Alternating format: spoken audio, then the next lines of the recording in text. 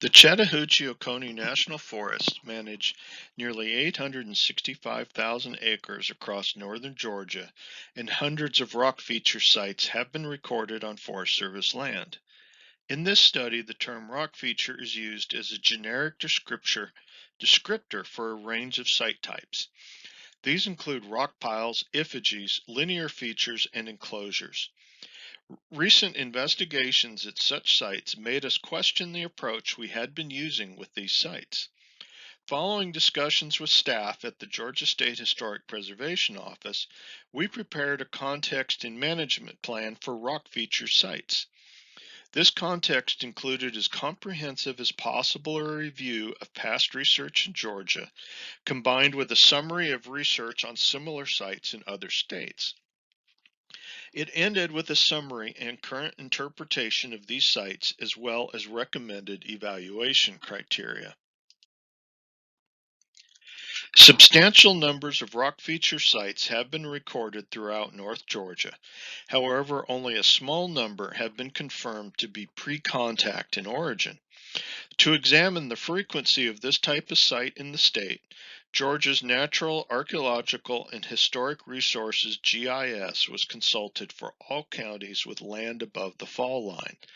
To get around the problem of uneven survey coverage across the state, the density of rock feature sites based on total number of sites was computed for each county, with total number of sites divided by number of rock feature sites. The resulting figure should be a more accurate representation of the frequency of such sites. Density is quite variable across the state, ranging from the highest density in Butts County, one rock feature site every 8 sites recorded, followed closely by Jasper County and McDuffie County. On the opposite end of the scale is Carroll County with one rock feature site every 438 sites. The history of rock feature research in Georgia can be broken into 3 broad timelines. The early years consisted of early descriptions and excavations, the earliest of which I could locate was that of John Lawson from 1709, who described stone heaps in the southern Appalachians. Several other early accounts report rock features associated with American Indian activity in South Carolina, North Carolina, and Georgia. Other 19th century studies include accounts of excavations into features and their results. Many of these 19th century accounts are the only descriptions we have of some of these sites. As we entered the 20th century, there was a reduced interest in such sites, but what work occurred was focused on the unusual ones, such as forts and large mounds. Although the work was increasingly more professional, there was a problem with publication in a timely manner. During this time, Robert Walkup excavated a stone mound in White County, while Antonio Waring described one from Bartow County. Researchers from the University of Georgia conducted a series of studies in and around Putnam County.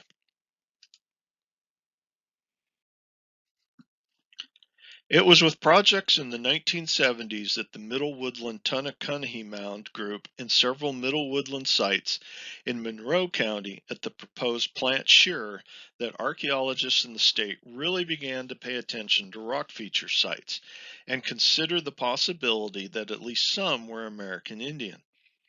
In the 1980s, there's an explosion in the number of investigations at such sites and disagreement over just how common were American Indian rock feature sites.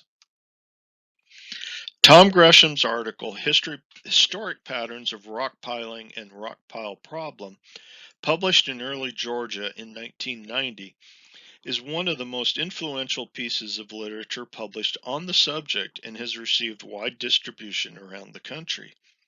Gresham felt that research has been biased toward a prehistoric origin of rock features and produced a comprehensive and thorough review of the subject.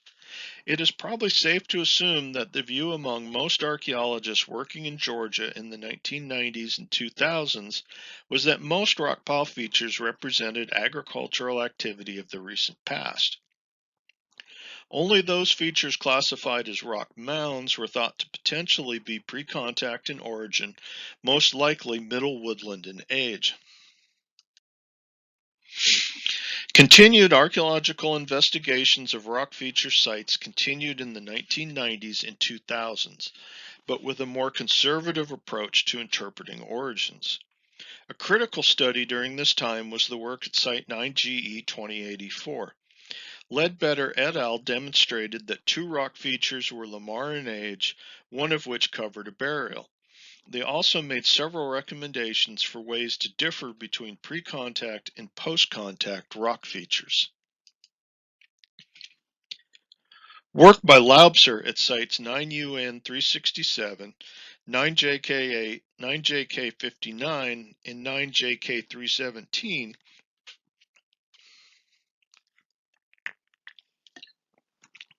showed that some rock feature sites could represent the possible presence of sacred landscapes.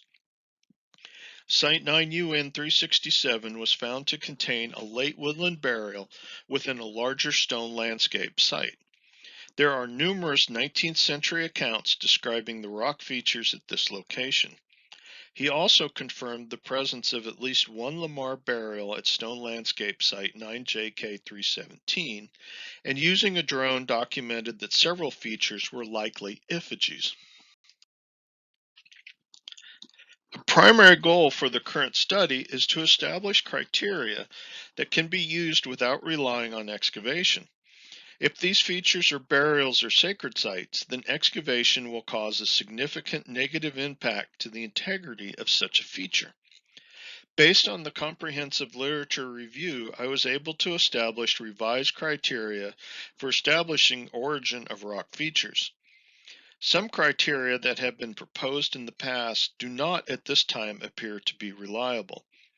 Presence or absence of artifacts, either pre or post contact, in the vicinity of rock features do not provide definitive evidence for either origin.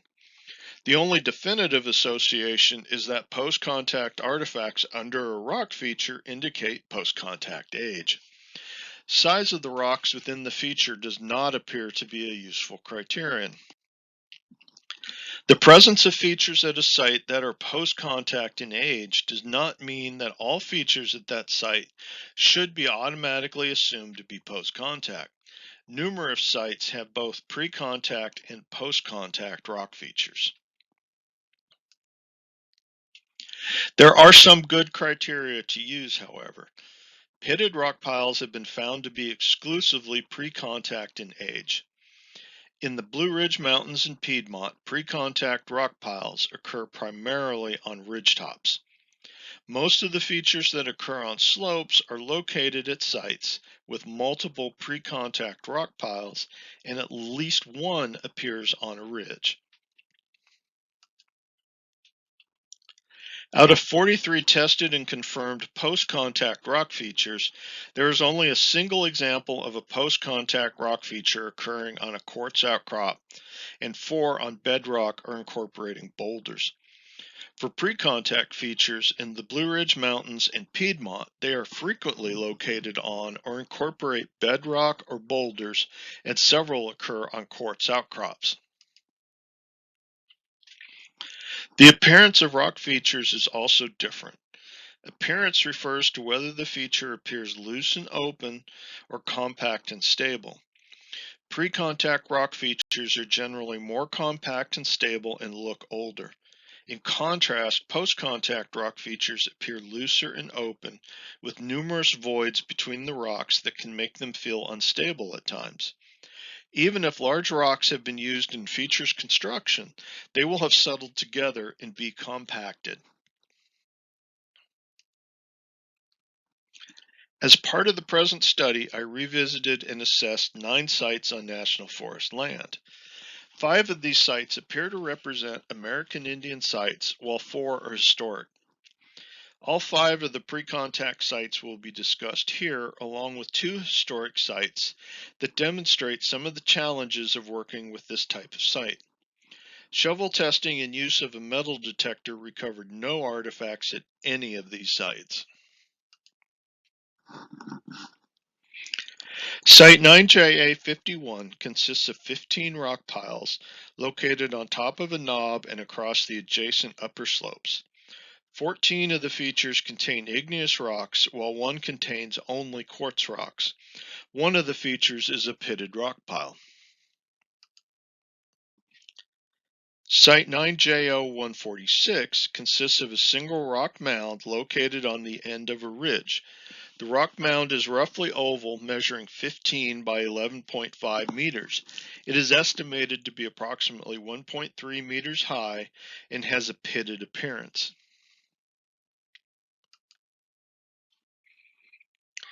Site 9JO330 consists of 4 rock mounds sitting on a diabase outcrop on top of a narrow finger ridge. All 4 of the mounds are pitted in appearance with central depressions that likely represent 19th century looting. Site 9ST250 consists of a single rock mound located in the center of a high ridge. The rock mound measures 8.2 meters wide by 80 centimeters high. Rocks used to construct the mound are a form of slate that comes in a tabular shape. 2 depressions are visible within the interior of the mound and are likely looters' pits. Cyrus Thomas reported in 1891 that stone cairns were present in the vicinity of this site. Site 9UN 339 is located on top of a steep-sided conical mountain in Union County. Due to heavy leaf litter and vegetation, the exact nature and complete layout for the site likely has not been determined. At the present time, the site appears to contain 3 rock mounds constructed using slabs of rock, all of which are pitted. A rock was observed on the surface that contained at least one definite cupule. Slabs containing cupules were incorporated into the burial mound at site 9UN 367. Now onto the historic sites. Site 9ST249 had originally been recorded as a long wall that ran across a steep slope and along the edge of a ridgetop. When I updated our documentation of this site in 2014, I could think of no logical historical use that would account for it. Recently, our forest surveyor was marking property lines in the area and sent me a picture of a wall he came across. The map he sent me had the original tract boundaries on it, and I realized at that point that site 9ST249 followed the old property line. Additional survey in the area revealed that the wall mapped in 2014 continued intermittently to the property corner. Original property lines in this area followed the meets and bounds system, so tracks are all oddly shaped, and a landowner had tried to highlight the property line with a low stone wall. The other challenging historic site was 9MU57, at which a total of 103 features were mapped in 2020. They are located on a steep north-facing slope. 76 of the features at this site consist of stacked piles. The typical construction method was to use tabular slabs around the exterior, while the interior was filled in with rock of a range of sizes. The second most common type of feature was rock piles, of which 19 were recorded. In 1977, Kent Schneider conducted a survey east of 9MU57 and located 18 mounds of neatly piled rock. He later talked to a man who grew up nearby who reported that the area had been extensively cultivated. The rocks were piled by the families and crops were grown between the rock mounds. I examined a broad area around the reported location of Kent's site to compare the features of that site with the rock features of site 9MU57. The entire area was examined by foot during leaf off. No rock features were observed, and there was no sign of enough disturbance to have removed all evidence of the rock piles if they had been there, which raises the question as to whether Schneider mapped his site in the wrong location. Slopes are similar at both locations, so even if these sites are not the same, The origin may be the same because if it was possible to farm the area of Kent's site, then it was possible to farm the location of 9MU57. I concluded based on this information that site 9MU57 was historic. I also looked at other situations where rock features may have appeared within other site types. Remembering that a rock feature had been encountered under an earthen mound at the Little River site, I examined excavation reports for mounds in Georgia and adjacent states to see what I might find. I was rather surprised by how much I did find. Some of the better known mound sites in Georgia incorporated rock features. At Etowah, Moorhead encountered several features, including one he described as consisting of 95 stones placed in a large mass and not in a row. In the Chattahoochee Mound, at a depth of 17 feet, Hay et al. Reported a stratum of stones, mostly rough pieces, but also some boulders, none very large, for a horizontal distance of 25 feet 6 inches with a thickness averaging 2 feet. Esteto Mound contained a rock mantle that covered almost the entire upper surface of the mound at one point. Several sites in North Carolina contain similar features. Garden Creek Mound number 3 included a rock layer 2 feet thick. Notley Mound contained a square structure made of stones. At least 2 rock features were found at Peachtree Mound, including a thick layer of stone that may have been a mantle over the mound. Garden Creek Mound number 1 also contained a mantle. Similar mantles were reported from several mound sites in Tennessee. Wilson Farm Mound contained a layer of rock within part of the mound. Cox Mound contained several rock features. Friel Mound contained a rock pile over a burial pit. Sites 40 RE6 and 40 RE124 both contain layers of slabs over burials. These sites broaden the range of pre-contact sites that incorporate the use of rock and rock features. Rock features within earthen mounds appear to serve a range of functions. A limited number of sites, such as Little River, have a rock pile at the base of a mound. The assumption made is that these cover burials in the same way that some open-air rock features cover burials, and that they were then incorporated within a mound. A common type of occurrence is for stone mantles to cover all or parts of a mound. Such mantles provide a clear separation between periods of mound use. When it comes to the long-term management of these sites, it needs to be emphasized that the issue of concern is not whether burials are present, but whether a site is American Indian. If there are rock features at a site that are pre-contact in age, then the site needs to be managed to protect the overall site setting. Based on all the ethnographic literature that is available from across the United States, such sites are frequently ceremonial in origin. The increased excavation of rock feature sites over the last 10 to 15 years in Georgia has been driven explicitly by the desire to determine if they represent burials and to then protect them by moving the burial.